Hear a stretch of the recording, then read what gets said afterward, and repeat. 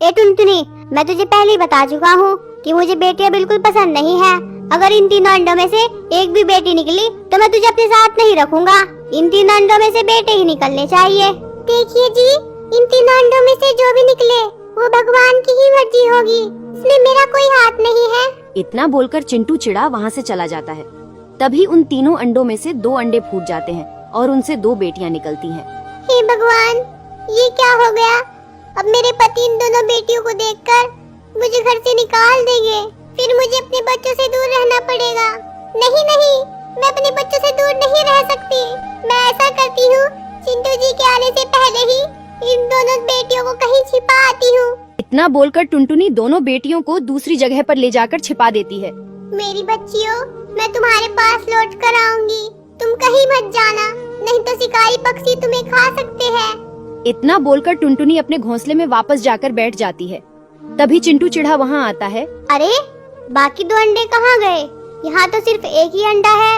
अजी, थोड़ी देर पहले ही एक शिकारी पक्षी आया था, मुझसे दोनों अंडे छीन कर ले गया। मैं सिर्फ एक ही अंडा बचा पाई। ये भी ठीक ही हुआ, क्या पता उन दोनों अंडों में से बेटियां निकलती। इतना बोलकर चिंटू चिढ़ा वहाँ से चला जाता है। तभी अंडा टूटने की आवाज होने से चिंटू वापस आता है। टुनटुनी बताओ, अंडे से बेटा निकला है या बेटी? अरे, तुम तो रो रही हो, इसका मतलब मैं यही समझू ना कि अंडे से बेटी निकली है? नहीं जी नहीं, ये आंसू तो खुशी के आंसू है। अंडे से तो बेटा निकला है। अरे वाह, अंडे में से बेटा निकला है। आओ बेटा, मैं तुम्हें जंगल में घुमाने ले चलता हूँ। इतना बोलकर चिंटू चिढ़ा अपने बेटे को जंगल में घुमाने ले जाता है। पता नहीं मेरी बेटियाँ कैसी होगी, कहीं कोई शिकारी पक्षी मेरी बेटियों को नुकसान न पहुँचा दे। मैं उनको देख आती हूँ। तभी जैसे ही टुनटुनी अपने बच्चों के पास पहुँचती है। अरे वाह वाह, आज तो एक ही जगह पर 2 शिकारी मिल गए। अब मैं तुम्हें खाकर अपनी भूख मिटाऊंगा। खबरदार, अगर तुमने मेरे बच्चों को हाथ भी लगाया तो मुझसे बुरा कोई नहीं होगा। हा हा हा हा हा, मैं तुम्हारे सामने ही तुम्हारे बच्चों को खाऊंगा।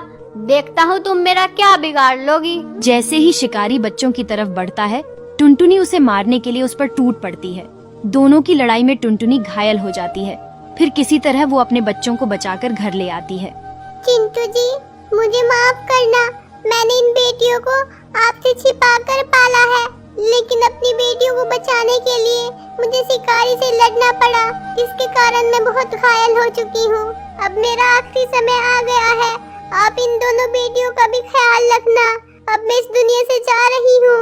माँ, माँ, आप हमें छोड़कर नहीं जा सकती माँ, हम आपके बिना कैसे जिएंगे माँ? पिताजी, कुछ कीजिए ना, पिताजी, माँ को अस्पताल ले जाइए, जल्दी करिए पिताजी।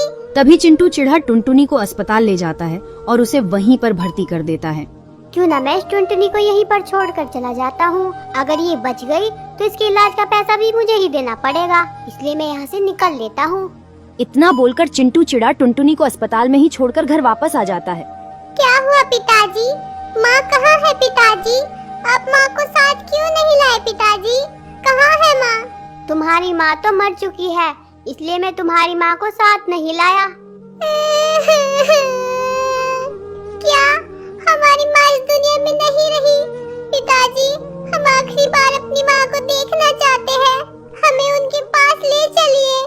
नहीं नहीं, अब मैं तुम्हें तुम्हारी माँ के पास नहीं ले जा सकता, क्योंकि मैं तुम्हारी माँ का अंतिम संस्कार कर आया हूँ। इतना सुनकर बेटियां बहुत रोईं। तभी चिंटू चिढ़ा कुछ सोचने लगता है। ये बेटियां तो मुझ पर आफत बन गई है, मैं अकेले भी अपनी जिंदगी नहीं काट सकता। मैं ऐसा करता हूँ कि दूसरी शादी कर लेता हूँ। इतना बोलकर चिंटू चिढ़ा एक बूढ़ी चिड़िया के पास जाता है। माँ जी, मेरी पत्नी का देहांत हो गया है, इसलिए मेरे बच्चों की देखभाल के लिए मुझे दूसरी शादी करनी पड़ेगी। आप कोई सुंदर सी चिड़िया देखकर मेरी शादी करा दीजिए। ठीक है बेटा, मेरी नजर में एक सुंदर लड़की है, चलो मैं तुम्हें वो दिखा देती हूँ। अगर तुम्हें वो पसंद आए तो तुम उससे शादी कर लेना। इतना बोलकर बूढ़ी चिड़िया चिंटू को लड़की दिखाने ले जाती है। माँ जी, मुझे ये लड़की पसंद है, आप मेरी शादी इससे करा दो। लेकिन मैं तुमसे ऐसे शादी नहीं कर सकती, तुम्हारी तो 2 बेटियां हैं, अगर मैं तुमसे शादी कर लूंगी तो मैं पूरी उम्र तुम्हारी बेटियों का दहेज जमा करने में ही रह जाऊंगी। मैं कभी अपने शौक भी पूरे नहीं कर पाऊंगी। मैं तुमसे शादी नहीं कर सकती। तुम इस बात की फिक्र मत करो, तुम्हें दहेज जोड़ने की जरूरत नहीं पड़ेगी। तुम अभी मेरे साथ चलो, मैं अपनी बेटियों का समाधान तुम्हारे सामने ही कर दूंगा। इतना बोलकर वो टिकी चिड़िया को अपने साथ घर ले आता है। बेटा चलो तुम मेरे साथ चलो, मैं तुम्हारी नई माँ ले आया हूँ। हम इस जंगल को छोड़कर दूसरे जंगल में रहेंगे। अगर हम यहाँ रहे तो ये मनुष्य चिड़ियाएं हमारी जिंदगी में मुसीबत ही लाती रहेंगी। नहीं पिताजी नहीं, हमें छोड़कर मत जाइए। अब तो हमारी माँ भी हमें छोड़कर चली गई, आप भी छोड़कर चले जाओगे, हमारा क्या होगा? तुम्हारी बकबक मुझे और नहीं सुननी। चलो टिकी, हम दूसरे जंगल में चलकर शादी कर लेते हैं। इतना बोलकर चिंटू चिढ़ा दूसरे जंगल में चला जाता है और वह टिकी चिड़िया से शादी कर लेता है। इधर दोनों बेटियां दुखी मन से अपनी माँ को याद कर रही थी। तभी वहाँ वही शिकारी पक्षी आ गया। बहन चुप रहना, यहाँ पर वही शिकारी घूम रहा है। अब तो हमारी माँ भी इस दुनिया में नहीं रही जो हमें इस शिकारी से बचा सके। तभी शिकारी पक्षी घूमता हुआ बच्चों के पास पहुँचता है। क्या कहा? तुम्हारी माँ इस दुनिया में नहीं रही? मैंने तो उसे पहले ही कहा था कि मुझे ये बच्चे खाने दे, लेकिन उसे अपनी जान प्यारी कहाँ थी?